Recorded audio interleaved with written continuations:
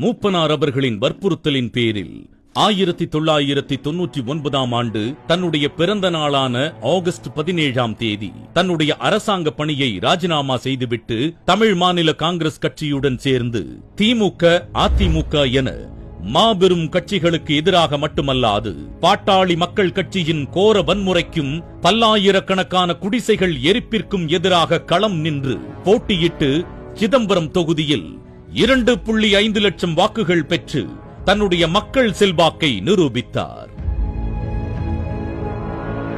தன்னுடைய அரசியல் அதிகாரம் மக்களுக்கு பயன்பட வேண்டுமே அன்றி தன்னுடைய நலனுக்கு ஒருபோதும் அல்ல என்பதுதான் திருமாவின் கொள்கை. 2001 சட்டமன்ற தேர்தலில் திமுக கூட்டணியில் உதயசூரியன் சின்னத்தில் போட்டியிட்டு வென்றும் சில ஆண்டுகளில் தன்னுடைய பதவியை ராஜினாமா செய்ததே இதற்கு சான்று. இதனால் மக்கள் ஆதரவு நாளுக்கு நாள்